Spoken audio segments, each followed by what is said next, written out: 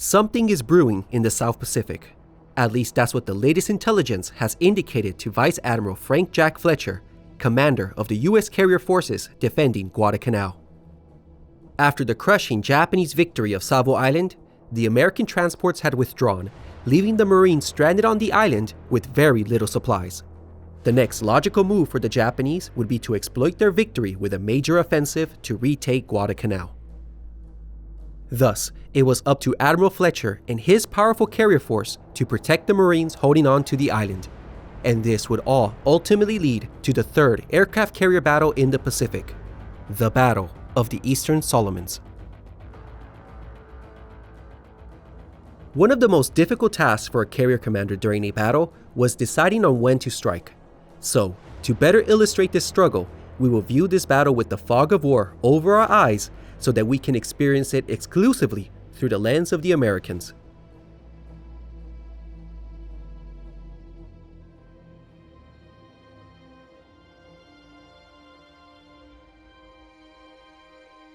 The Marines holding on to Guadalcanal were in a precarious position. They were on half rations, had little ammunition, and virtually none of their heavy equipment for construction or defense with them. Regardless of their unfortunate circumstances, they set out to accomplish the task they had been given. They quickly formed a defensive perimeter around the airfield and went to work on finishing it. On August 12th, the airfield was completed. In honor of Major Henderson, the brave Marine Squadron commander who perished at Midway, the airstrip was named Henderson Field. However, it would be some time before the Americans could deliver aircraft to the island. In the meantime, any air support for the stranded Marines would come from Admiral Fletcher and his 3 carriers in Task Force 61. At this point, his name shouldn't be unfamiliar to us. Fletcher, age 57, was a black shoe admiral, meaning he was of the older generation of naval officers who rose up the ranks commanding cruisers and battleships. Although he was not an aviator, he was given the carrier command at the onset of the war, and he quickly became seasoned in carrier operations. He has been described as confident, straightforward, unpretentious, and possessing strength of character. Despite these praises, his most negative trait, unfortunately, is the one he is most known for. He had the reputation of being a cautious commander. While yes, this was true, it didn't mean he was completely passive. He was always willing to take risk only if he felt it was warranted and that he could inflict more damage to the enemy. I mean, all one must do is look at how he led at Midway. In that battle, he wasn't passive or yielding to the enemy. He was in an opportune position to deliver heavy punishment to the Kido Butai, and he took it. In the first half of that battle, his carrier force took out 3 of the 4 Japanese carriers. With that said, his wartime record is a mix, having impressive successes under his belt like Coral Sea and Midway, but also some failed operations, most notably the unsuccessful Wake Relief mission. Oh, and just recently, he had committed his most controversial action of his career, when 2 days into Operation Watchtower, he had withdrawn his carriers. Fletcher had his defensible reasons for pulling out his forces prematurely, but it didn't escape the heavy criticism that followed, particularly from the Marines, who felt they had been left high and dry by him, and especially from Admiral King, who felt Fletcher was too cautious and lacked aggression. Regardless of all these criticisms, in August 1942, Vice Admiral Fletcher was the most combat-experienced aircraft carrier commander the US Navy had. His men felt safe under his command. On August 11th, Fletcher was issued new orders concerning Cactus, which was the code name for Guadalcanal. His primary mission was to provide air cover for Cactus and for the incoming convoys that were scheduled to supply the Marines. Now, Fletcher hated this. In his experience, carriers were not made to provide static air cover. They were meant for mobile offensive operations, where they could strike the enemy quickly and then withdraw before any retaliation. Being stuck in this defensive holding pattern put his carriers at risk of being spotted and attracting unwanted attention from both submarines and enemy aircraft. But given the circumstances the Marines found themselves in, it was considered that protecting the island and the convoys warranted the risk of his carriers. After fueling on the 12th and 13th, Fletcher commenced his mission. His tactical situation was tricky. He had to keep within 12-hour striking range to intercept any enemy ships coming south to endanger the Marines, while at the same time making sure he stayed out of range from Rabal's land-based aircraft. The result was that for the next 7 days, he patrolled in a position generally south of Guadalcanal, where he was close to the island, but not too close. On August 15th, the first convoy since the retreat of the transports arrived and delivered much-needed supplies to the Marines. However, in his efforts to be out of range of enemy aircraft, Fletcher failed to intercept numerous Japanese destroyers that had been dashing south to the island to conduct nightly raids and land enemy troops. But fortunately for the Marines, these raids had largely been ineffective, causing only negligible damage. Throughout this tense period, Fletcher also had to keep a lookout for any signs of a major enemy offensive to retake the island. And according to the latest intel, it wasn't far off.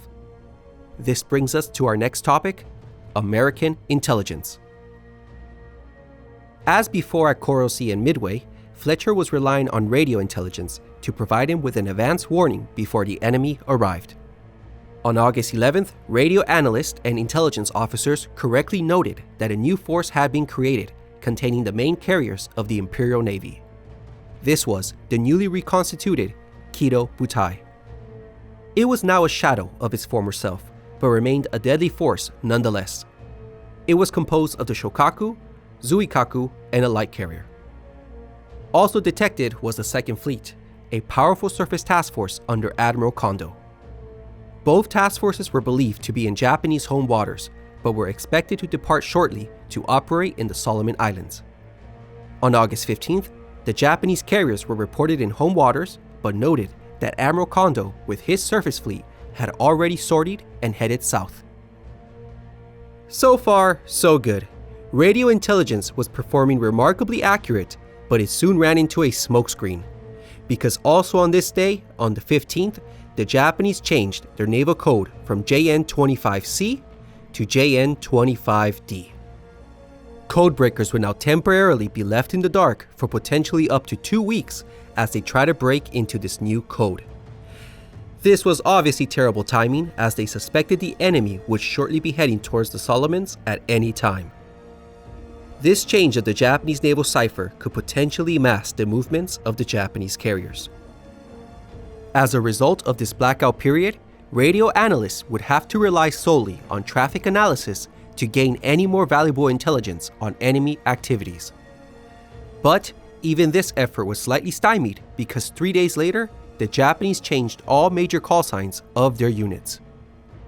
And as if it couldn't get worse, it was soon speculated that the Japanese might be using radio deception, having other units assume the call signs of the carriers. All of these actions by the enemy pointed to one thing: an operation was imminent. The question was when. From August 16th to the 21st, Kido Butai continued to be reported in home waters. But even intelligence analysts found this odd. They eventually admitted it was possible the carriers could have already slipped out undetected and headed south. But this couldn't be confirmed. They went on to say that, unless orange radio deception is remarkably efficient, this force remains in the homeland still. Even so, on the evening of the 17th, Fletcher received his first definite warning that action was coming. Kondo's fleet was expected to arrive in the region in a few days, and a convoy with a covering force of escorting cruisers were already at sea, with Guadalcanal as his probable destination. He is told these forces could arrive between the 20th and the 23rd. As to the whereabouts of enemy carriers, intelligence remained ambiguous. No concrete indications the Shokaku, Zuikaku, and Ryujo had left Japan, but possibility of an undetected move to south exists. The timing of this possible enemy arrival couldn't be more worrisome, because at the moment, Fletcher was providing escort for a very important mission. On August 20th, a significant delivery was made, one that would change the course of the campaign and decisively give the Americans a permanent edge. 31 aircraft took off from the escort carrier Long Island and flew to Henderson Field. And with this, the Cactus Air Force had been born. Author Paul S. Dahl writes the importance of this. The Marines now had permanent air power to resist Japanese reinforcements efforts and to counter Japanese naval or aerial bombardment. Notwithstanding, the delivery hadn't been made without any consequences. Task Force 61 had spotted a snooper in the skies. The enemy flying boat was chased away, but its close proximity meant it had probably revealed Fletcher's position to the enemy. The delivery of aircraft to Guadalcanal boosted the morale of the Marines that day, and it couldn't have come at a moment too soon, for that night, a major Japanese attempt to retake the airfield occurred. In what would be called the Battle of the Tenaru, the Marines were attacked by 900 Japanese troops that had been stealthily landed on the island. Not only did they stop the attack, but they countered the following morning and practically destroyed the entire Japanese force. It was a great victory for the Marines, but they couldn't have known that it was only the first of many battles for control of the airfield that laid ahead of them. On August 21st, Fletcher guarded 2 convoys en route to Cactus. He also kept a careful lookout for any approaching enemy forces, but his air searches revealed none. In contrast, the enemy had more luck and discovered his carriers again. The snooper was blown out of the sky, but not before transmitting its sighting report. Both convoys arrived by midnight and unloaded their supplies successfully. However, their escorts ran into trouble that night. In the early morning hours of the 22nd, 2 of the escorting destroyers were on patrol in Savo Sound when suddenly they were attacked by a single Japanese destroyer. Achieving surprise, the Japanese destroyer Kawakaze unleashed a torpedo salvo and struck the Blue. She then made her escape without receiving any damage whatsoever. The Blue was fatally wounded and would be scuttled the next day. This impressive performance confirmed the verdict of Savo Island. The Japanese were superior at night battles. Come daylight, Fletcher launched a search, and again found no major enemy forces bearing down on Guadalcanal. It was now obvious that the intelligence estimate of an offensive between August 20th to the 23rd was off. The much anticipated counteroffensive had failed to materialize, and it began to cast some doubts onto the accuracy of his intelligence. To add to his troubles, he had wasted fuel in his maneuvers. And, to Fletcher's grand annoyance, his force was spotted for the 3rd time by a scout plane, which was subsequently destroyed. That evening, Fletcher advised his superior, Vice Admiral Gormley, of the situation. He told him he was certain his location had been revealed to the enemy, so he was going to move to a position further east the next day. And he also told Gormley the unsettling news that Task Force 61 would need to refuel soon. Fletcher duly received both a response and an updated intelligence report, one that corrected the previous estimate. Indications point strongly to enemy attack in force on Cactus area 23rd to 26th of August. From available intelligence. Presence of carriers possible, but not confirmed. Important fueling to be conducted soon as possible, and if practicable, 1 carrier task force at a time, retiring for that purpose. Thus, by nightfall of August 22nd, what Fletcher knows is the following. A major naval engagement was forthcoming, now estimated between the 23rd and the 26th. If it would contain enemy carriers was yet to be seen. He had a rough order of battle of the enemy force, so he knew what forces were coming. But as to their intentions, that remained murky. From when and where they would attack continued to be unknown. All he could do was remain vigilant and prepare for what was to come.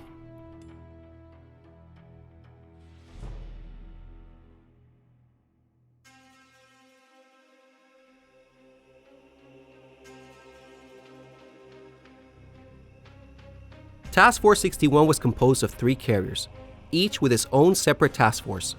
Task Force 11 contained the old but reliable Saratoga, Fletcher's flagship. Task Force 16 had the much revered and battle-hardened Enterprise. And Task Force 18 contained the newest addition to the Pacific Fleet, the small but well-led Wasp. Combined, Fletcher had 216 aircraft, enough, if not more, to combat the estimated 3 carriers of the Kido Butai. The morning of August 23rd began with some significant news. Radio analysts dispatched an intelligence report very distinct from the previous ones. Enemy carriers were now reported not to be in home waters, but instead staging for the upcoming battle. Enemy carriers were now either in or near Truk, and Kondo's powerful second fleet was reportedly roaming the Truk-Rabaul area. Although grateful for this significant update, the intentions of these forces still remained unknown. In either case, if accurate, the location of the carriers meant they were days away from making an appearance.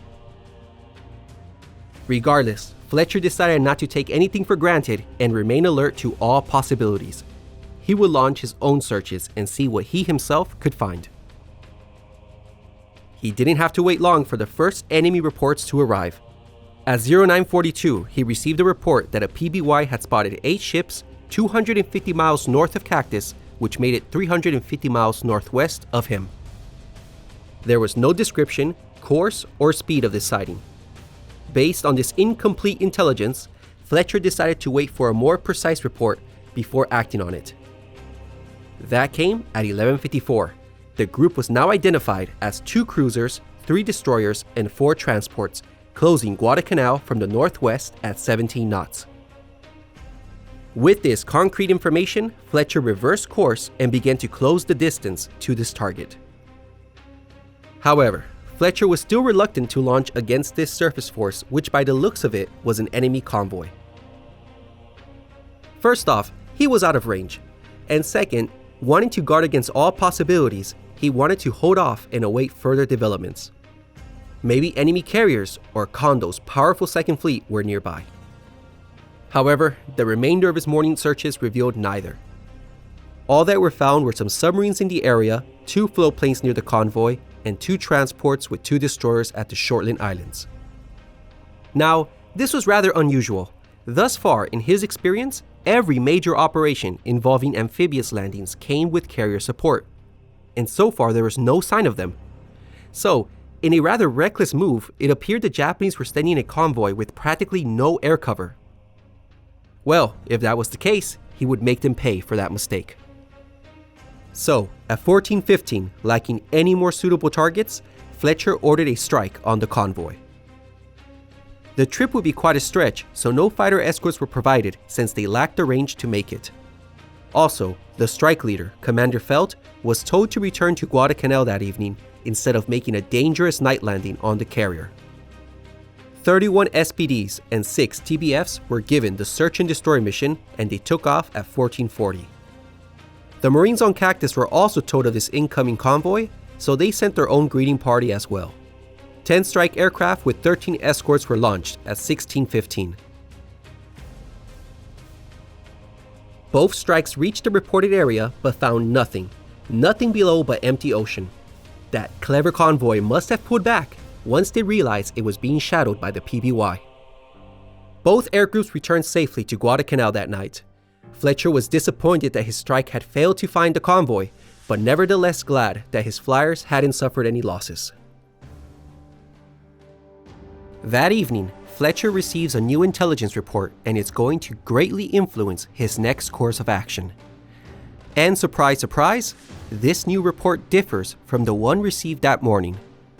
This time, it confidently places the carriers not in or near Truk, but instead en route Japan to Truk.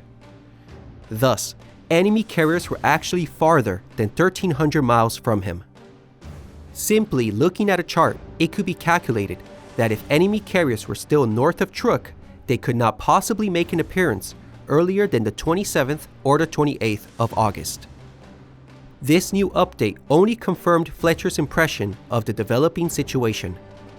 Namely, that although clearly an operation was assembling, the much anticipated counteroffensive itself was days away from taking place. His own afternoon search confirmed it, revealing no enemy ships except for a lone convoy. According to this, Fletcher now had a window of opportunity to finally remedy a problem that had been bothering him in recent days. Fuel. Now, fuel was not at a critical level at this point, but if he kept waiting, he would be. Critics could say that this was his fault for not being prepared before, but remember the vague estimates he received on when the enemy should arrive? They caused him to waste fuel. He was first told that the battle would come between the 20th and the 23rd. He was ready then. 3 days passed and nothing. Only to be told, nope, our mistake, battle will come between the 23rd and the 26th. He was ready for that scenario as well. And intel was now suggesting that the carriers couldn't even make an appearance for another 4 days. So, his next decision was logical. With the latest intel placing the enemy carriers over 1,300 miles away, and his own searches revealing no major forces except for that one pesky convoy, Fletcher believed that now was as good time as any to fuel. At 1820, the Wasp was detached to refuel for dawn on the 24th. The Wasp leaves and takes with it its 63 aircraft. Fletcher's powerful task force has now been reduced to 153 aircraft, with 38 of them on Guadalcanal. The day had been somewhat disappointing so far, but at least the situation looked stable, with action not seeming likely for the next few days. Fletcher must have gone to bed frustrated with the day's lack of conclusion.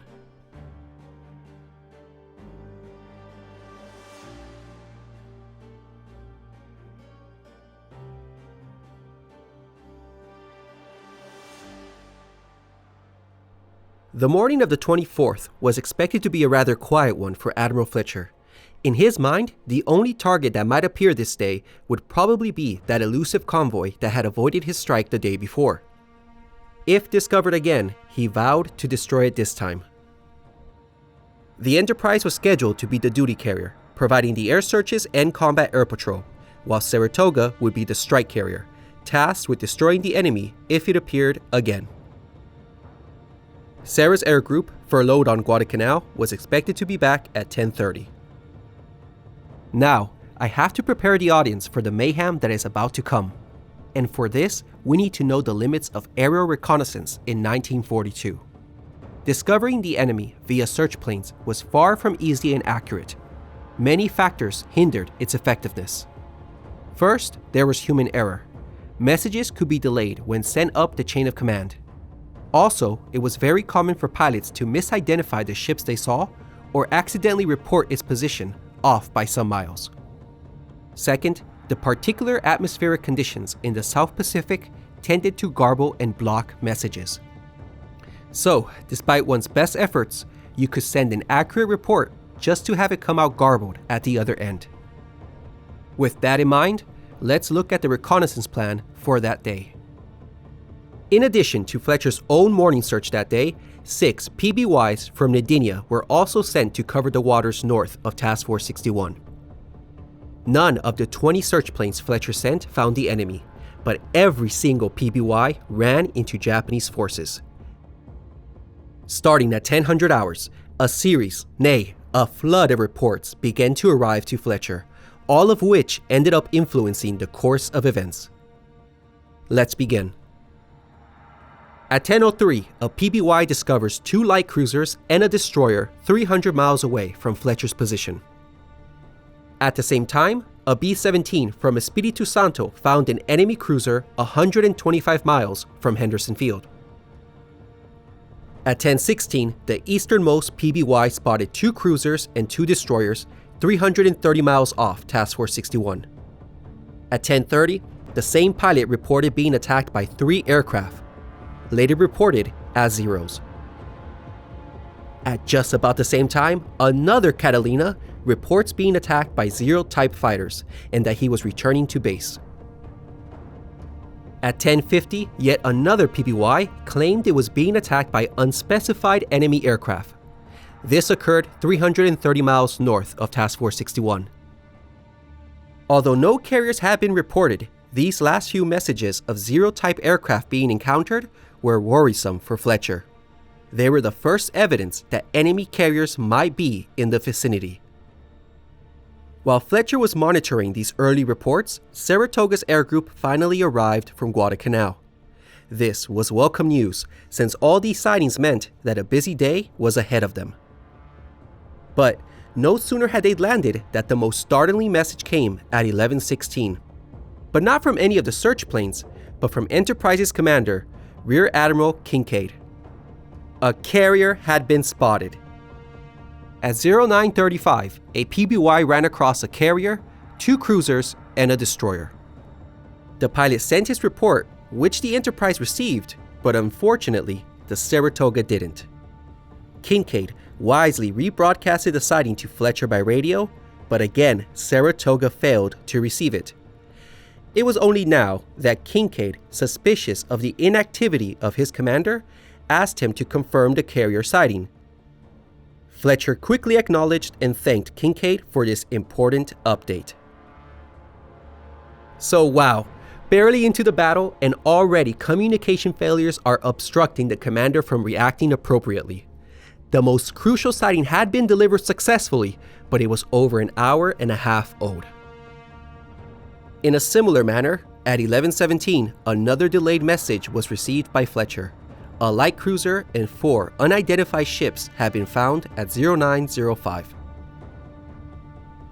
Therefore, at around 11:30, this is what Vice Admiral Fletcher sees: a nightmare. His hope of having an uneventful day has been shattered. Clearly, the much-anticipated counteroffensive was now underway with at least 1 carrier confirmed. And surely, 2 more carriers were lurking nearby. There had to be. There was no way Japan was conducting an operation this big without all 3. The problem was the remaining 2 had yet to be found. It would be no exaggeration to say that the situation looked critical. Battle had commenced, days before being expected, and with the Wasp unable to participate. It's at this moment that Fletcher must have begun to regret his decision of letting the Wasp refuel. His flawed intelligence had put him in such a terrible position.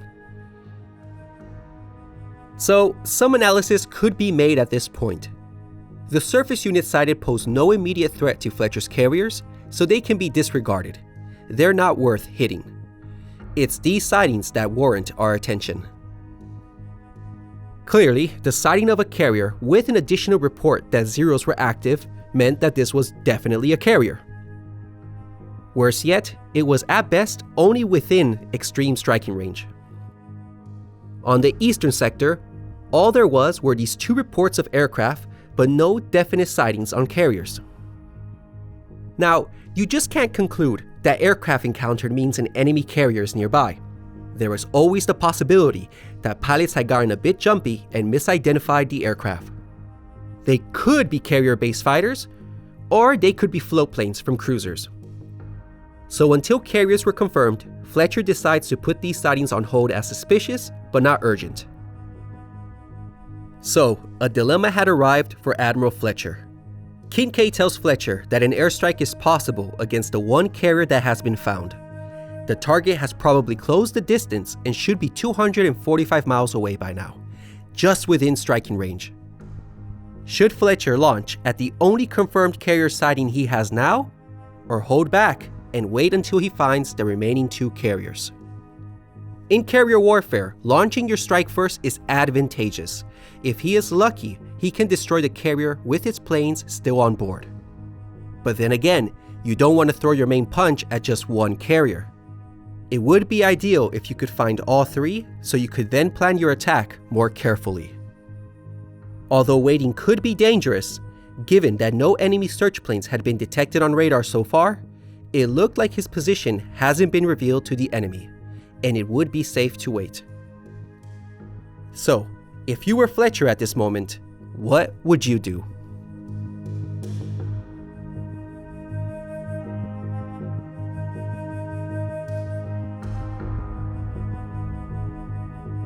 Well, if you decided not to have a trigger finger and instead hold back your airstrike for future use, then you followed in Fletcher's exact footsteps.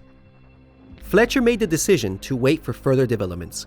He would close the distance with the only known carrier thus far and hold back the strike group in the hopes the 2 remaining carriers would be found. The reluctance can be explained. The situation was looking eerily similar to what he faced at Coral Sea. In that battle, he had launched his entire strike against what he believed was the main enemy force. only to discover that he had struck a light carrier while his main prey got off scot-free.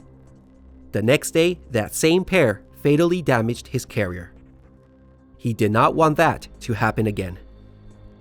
So, convinced that additional carriers were nearby, Fletcher ordered a second air search to find them.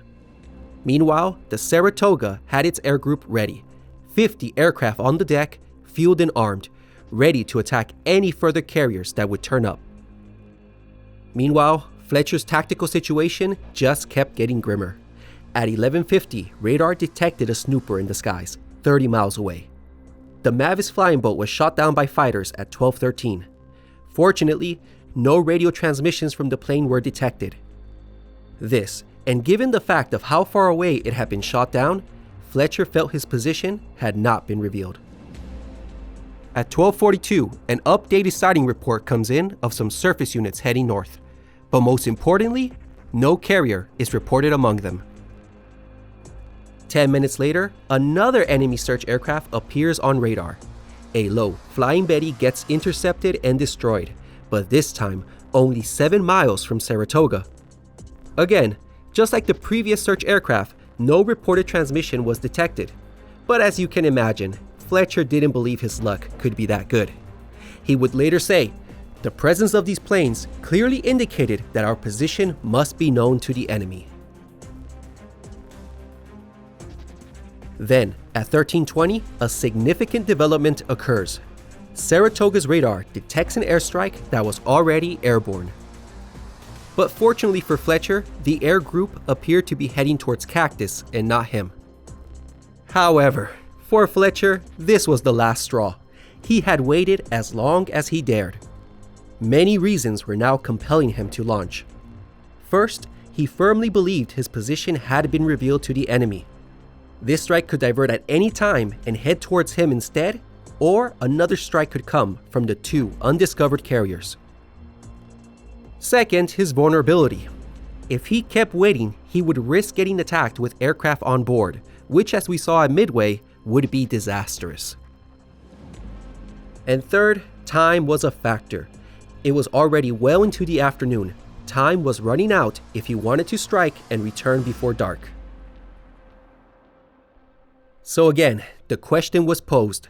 Should Fletcher attack this sole carrier, or continue to press his luck and wait for the remaining 2 to appear? Keeping in mind the high possibility that his position has been revealed and an enemy airstrike could come at any time. Again, I would ask you to consider the options this time around. What would you do?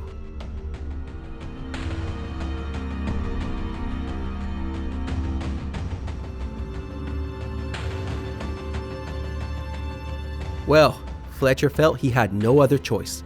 Having failed to discover any other carriers, he decided to send this powerful air group towards the lone carrier northwest of him.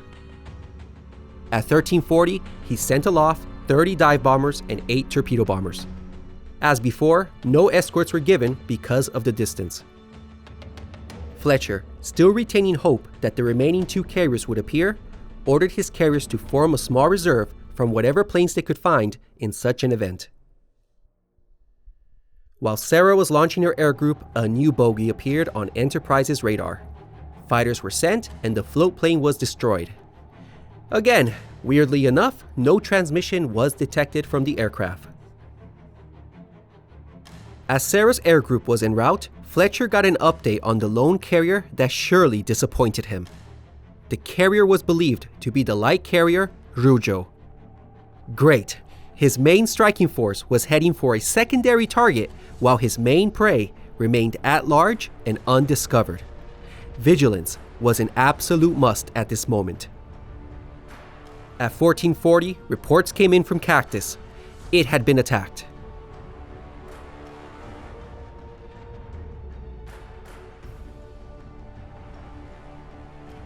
At 14:15, 4 fighters on combat air patrol spotted an enemy formation to the north. This air group belonged to the Ryujo. It consisted of 6 K bombers and 15 Zeros. No doubt, this was the same airstrike that Fletcher had earlier detected on radar, and as suspected, Henderson had been its target all along. the 4 Wildcats rushed in to engage the formation. The alarm was raised, and 12 additional fighters scrambled to the sky. Despite this, the bombers reached Henderson Field successfully and released their bombs at 14:30. They left an accurate cluster of craters below, but it caused no real damage. Following right behind them were 9 fighters who strafed the runway. On their way out, the air group was set upon by fighters, and it suffered some considerable losses. Ryujo's air group ended up losing 4 Kates and 3 Zeros. In return, Cactus lost 3 fighters. Given the losses of the air group and the negligible damage to the airfield, the air raid can be seen as a failure. The Marine pilots landed back at Henderson and rejoiced enthusiastically in what was their first major aerial victory against the Japanese. As the Marines successfully defended themselves against the air raid, the Enterprise afternoon search continued reporting a further series of contacts. Most were just amplifying reports of that light carrier that Sarah's air group was currently heading towards. But the most ominous transmission came at 15:25. A garbled transmission was heard, and all that was received was that a pilot had unsuccessfully attacked 2 CVs with decks full. And that was it! No location, no course, no speed, nothing. Somewhere in this immense sector, 2 carriers had been sighted, but as to where it was anybody's guess. As can be seen, the day was truly turning out to be one of frustration and disappointment. Fletcher had kept a small reserve strike on board the Enterprise and Saratoga in the event these 2 elusive carriers appeared. And they finally had, but with no location, he couldn't do anything about it. Realizing the danger if the reserve kept waiting on the flight deck, he deliberated on what to do. Perhaps he should send them towards the Ryujo sighting as well. He could help neutralize the target there. But he soon received reports it wouldn't be necessary.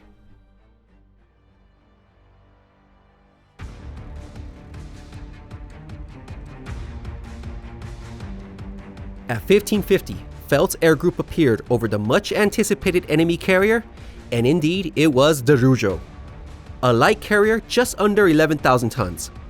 It was currently waiting to recover its air group that had just attacked Cactus. Although 7 fighters were providing air cover, none had vectored out to intercept the Americans. Feld split his force into 2 groups, with the larger one going for the carrier and the smaller one against the cruiser. However, the nimble and quick Ryujo turned to starboard, and her evasive maneuvers caused all the dive bombers aiming for her to miss. Feld and the remaining smaller group saw this and quickly diverted. Together, they were able to land at least 3 devastating hits on the carrier. Torpedo bombers followed up and managed to land a hit on her starboard side. The Ryujo was finished. Despite the 7 fighters on combat air patrol, not a single aircraft from Feld's air group was lost. Equally telling, not a single Zero fighter was lost, thus suggesting a lack of aggressiveness on their behalf. The Americans disappeared over the horizon and saw with delight the Ryujo on fire and pouring out smoke. Ryujo's strike group soon returned, only to discover they had nowhere to land. All the planes had to ditch, but their air crews were rescued. Crewmen from the Ryujo were evacuated, as it was clear she would eventually sink. The carrier slipped beneath the waves at 2000 hours. She lost 120 men from this attack, and practically all of the aircraft she had started the day with.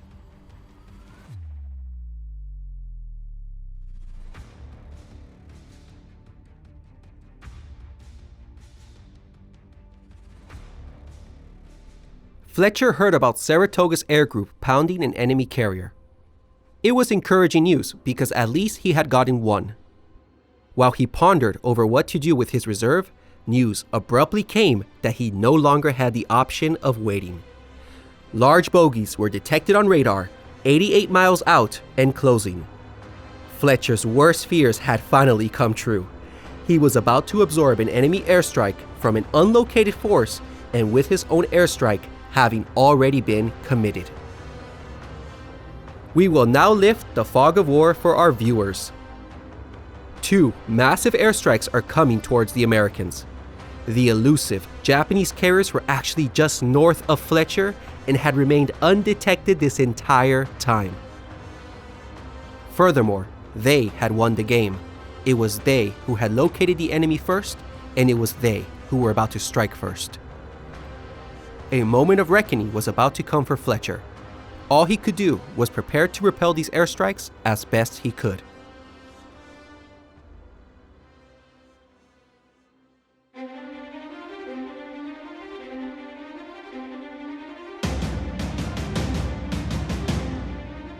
Lieutenant Commander Oscar Pedersen, Task Force 61's Air Operations Officer, summed up the current situation perfectly. To say the least, we were in a bad predicament. All of our attack planes were committed on missions, with the main enemy force still unlocated and his planes coming in to attack us. The best we could do was to get ready for an air attack and hope for the best. That airstrike was now 88 miles away to the northwest and closing. It was 27 dive bombers with 10 Zeros as escorts, all under the command of Lieutenant Commander Seki. Fletcher turned into the wind and began launching all his available fighters, eventually reaching a strong combat air patrol of 53 Wildcats.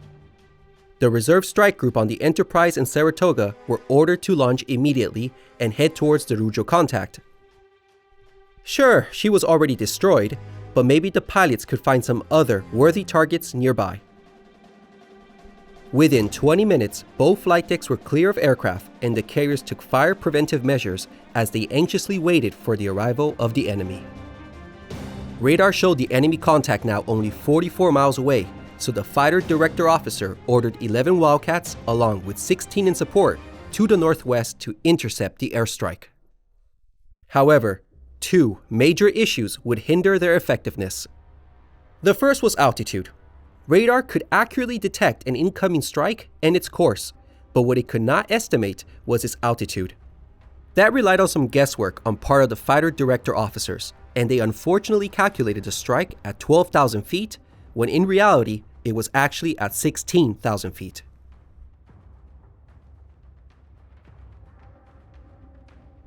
The second was poor radio discipline.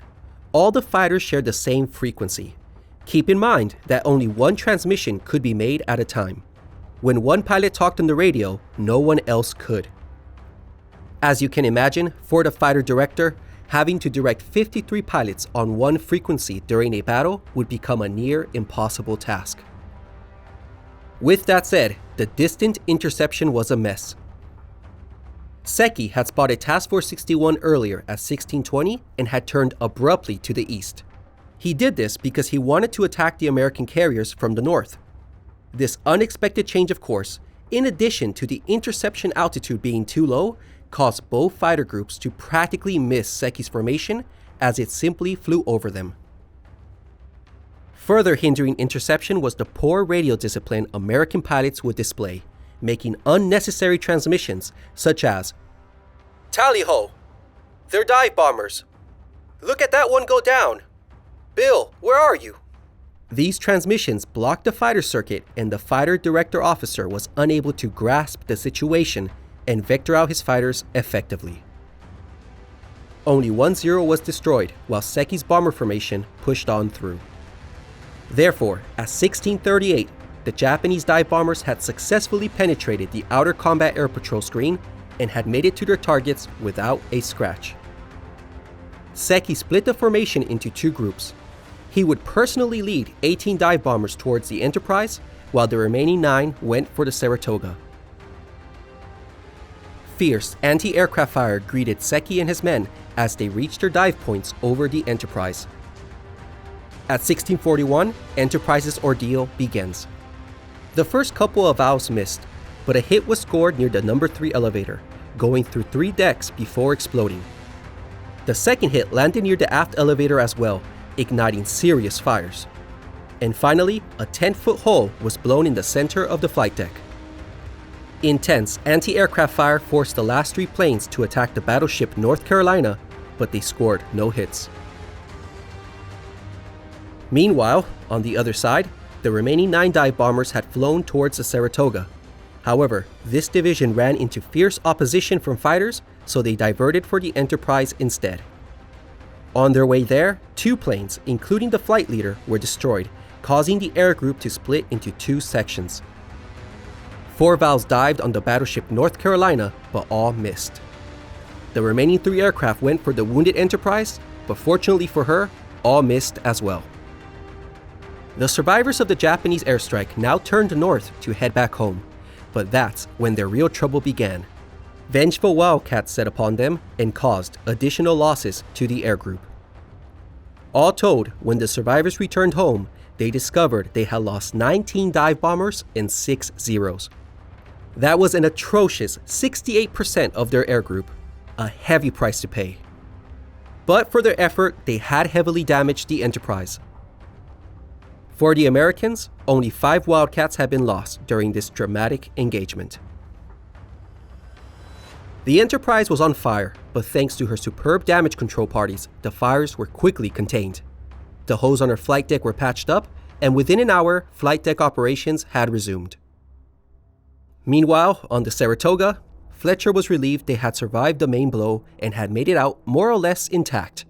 But this short period of safety did not last long, because radar showed a new contact only 50 miles away at 1651. This was a follow-up airstrike the Japanese had sent. It was composed of 27 dive bombers and 9 Zeros under the command of Lieutenant Takahashi.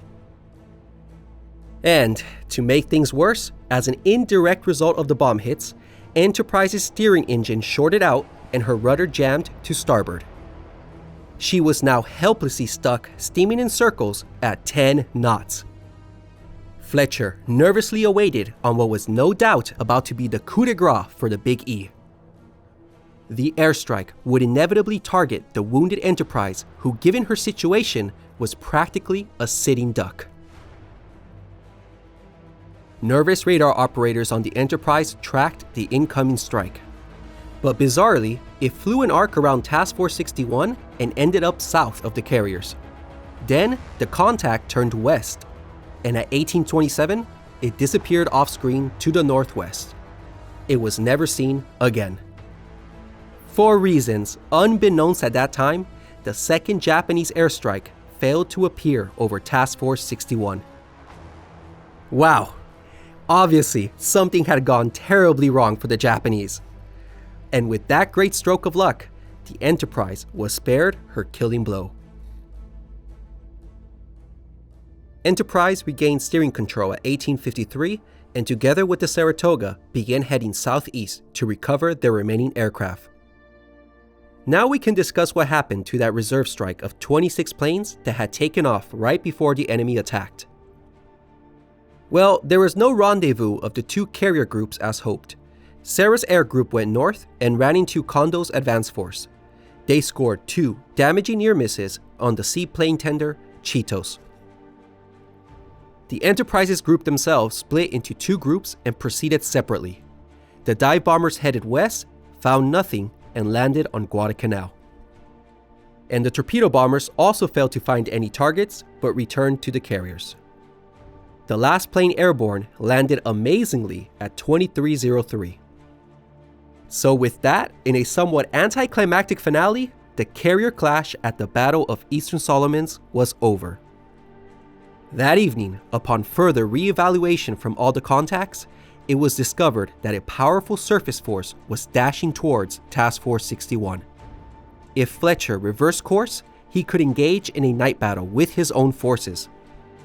But Fletcher deemed it unwise. Japanese surface forces were superior in number, and as mentioned earlier, the Japanese had displayed an impressive ability for night battles. On top of that, he was low on fuel, Enterprise was badly damaged, and he knew the enemy retained at least 2 undamaged carriers. In light of this, Fletcher decided to withdraw, although he knew it would be controversial.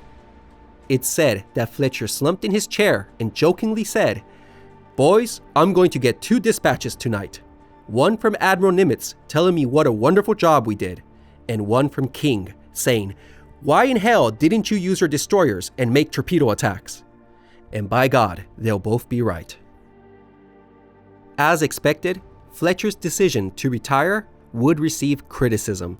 It was believed he wasn't aggressive enough with his surface forces that night. But even without hindsight, we can see Fletcher had made the right choice there. Comparing the numbers available, any night battle Fletcher had offered to the enemy probably wouldn't have gone favorably for him. In view of this, Fletcher made the right call to call off the battle. So, Fletcher retired south. The next morning surprisingly revealed that the Kidobutai had also made the decision to withdraw. So ironically, both opponents had mutually called it quits and retired from the area. For both the Kidobutai and Task Force 61, the battle was over. But the operation wasn't. Let's not forget why this battle had been fought over in the first place. It was so the Japanese could land troops on Guadalcanal to retake Henderson Field. And astonishingly, despite the inconclusive carrier engagement, the convoy had carried on with its mission. With no American carriers nearby in support, it was up to the Cactus Air Force to stop the invasion force.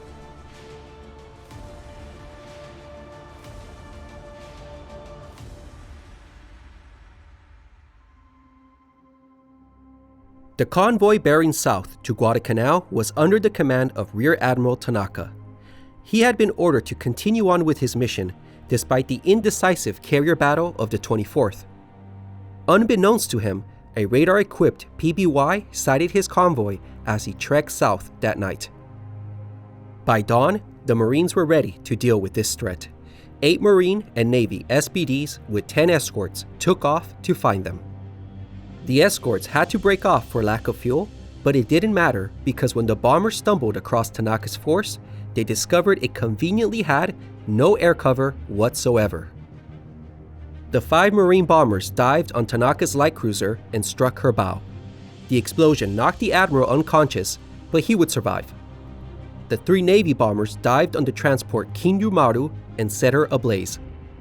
Only now did they realize the foolishness of sending an unprotected convoy towards an enemy airbase. The convoy mission was called off. But the convoy's misery wasn't over. The destroyer Mutsuki was alongside the burning Kinryu Maru, taking on board survivors, when a flight of 3 B-17s appeared.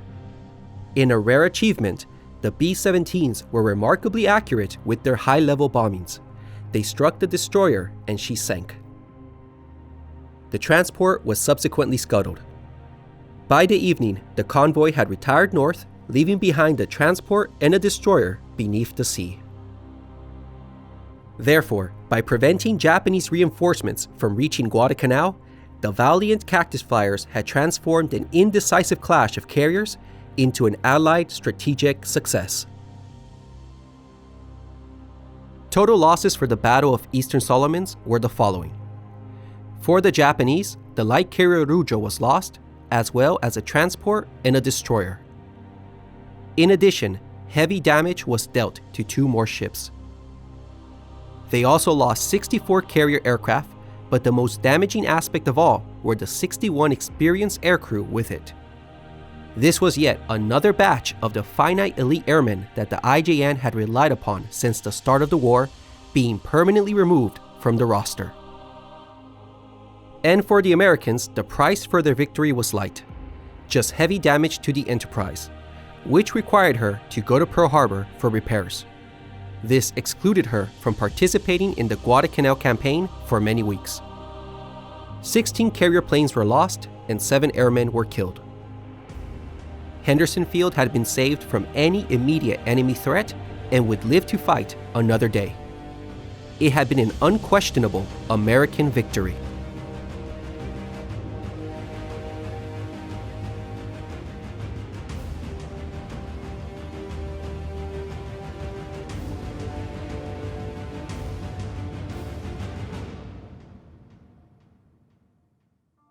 So, what became of Admiral Fletcher? Unfortunately for him, history was not kind. As expected, many were not happy with Fletcher's performance in the Battle of Eastern Solomons.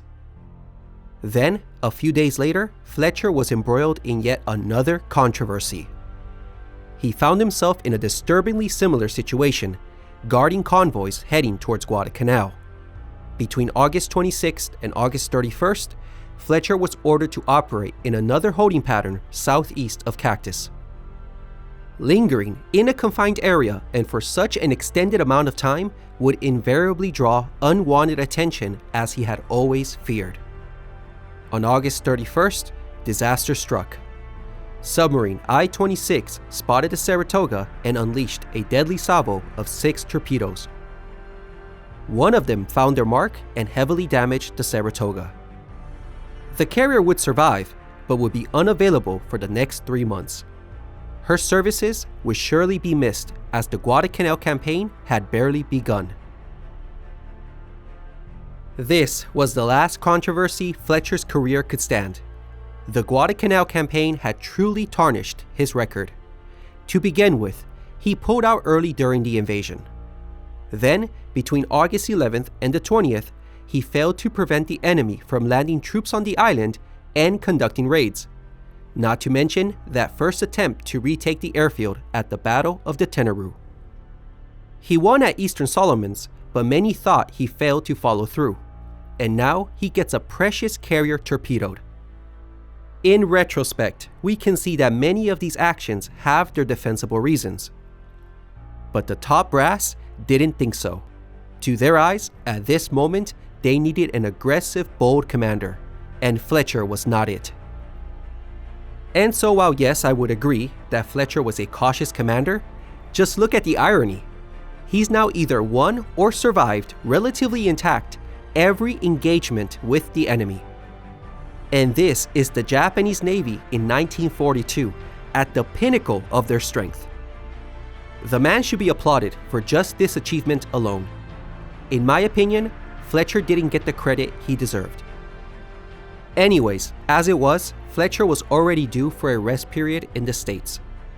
He made his way back home on board the wounded Saratoga, but Admiral King saw to it that he would never get a combat command in the South Pacific again.